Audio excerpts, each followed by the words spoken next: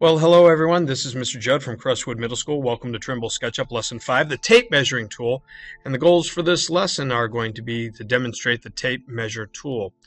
Well, let's get started with this. The very first thing I'm going to do is create a quick little room for ourselves to work with. So I'm going to kind of copy my classroom here just so you can kind of see. So I'm going to start here and I'm going to tap and click and I'm going to make it a 28 by 28 room, 28 by 28 foot room.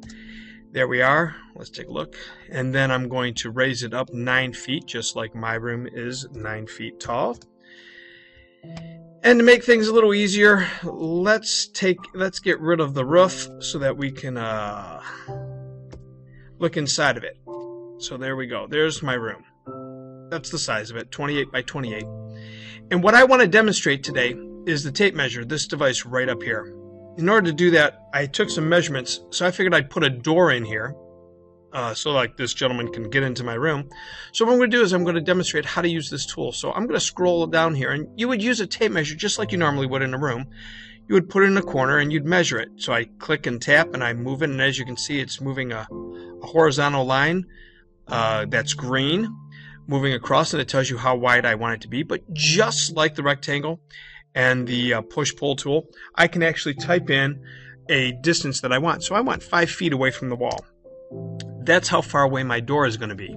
Now notice that Trimble SketchUp did not draw a door. It created a dotted line, kind of like a sketch line that we use in the ISO and orthographic designs, so that we have an idea of where we want to put that door.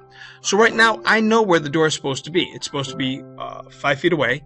And I also have the measurements of the door. So now I can kind of go crazy and start measuring all over the place, but there's no reason for it. This is giving me a baseline of where the door is going to be.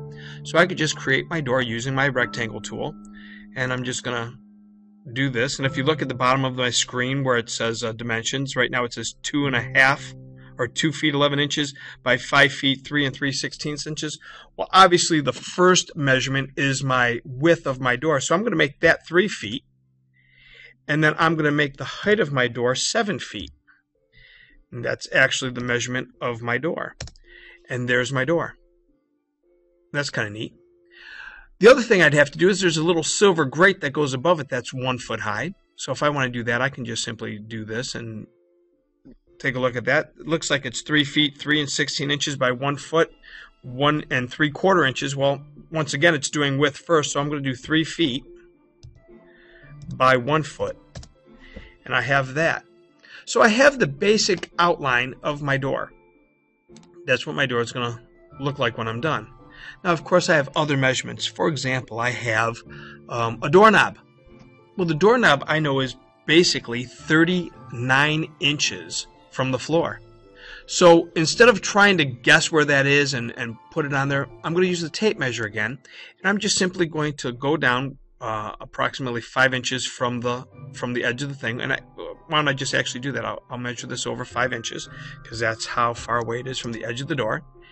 And then I'll do another measurement from the bottom of the floor up, and I'm going to make it 39 inches.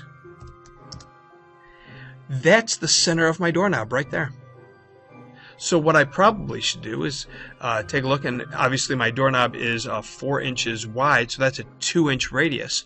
So what I'm going to do is I'm going to zoom in here, and I'm going to be right on the intersection, and I'm going to make a 2-inch radius. And now I have a doorknob. Now, of course, that's not rounded or circular like the doorknob that we would have in our room. So I could always use the push-pull tool, and I can pull that out approximately, I believe it's 3.5 inches is what I measured, 3.5 inches. Here we go. And there's basically the doorknob for our door.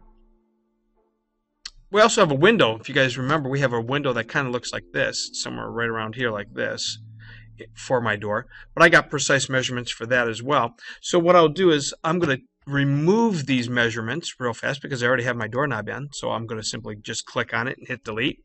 Click on it and hit delete. Oops, I messed up. I accidentally touched the wall instead.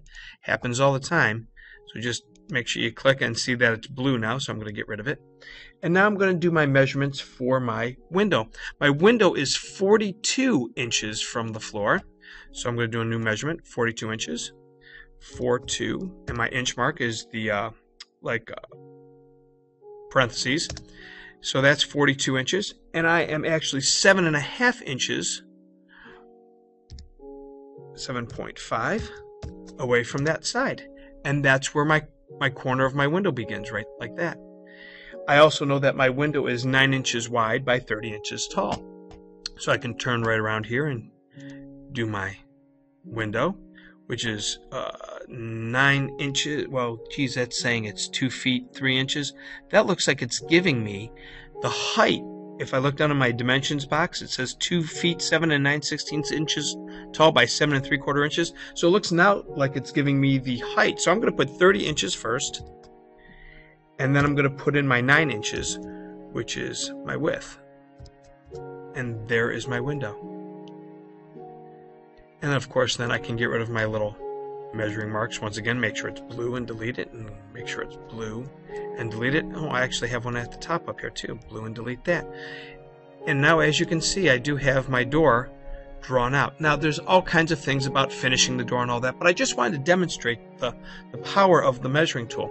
To make sure you do that, you're better off using it on a line and then measuring from here or whatever. But you can do that from endpoints. You can even go this direction if you need to find out diagonally if you want something diagonal from a wall. So you are given some free rein with this, but I would encourage you guys to use it perpendicular from line segments for your walls to create your items. This is also very helpful for building something outside of the room.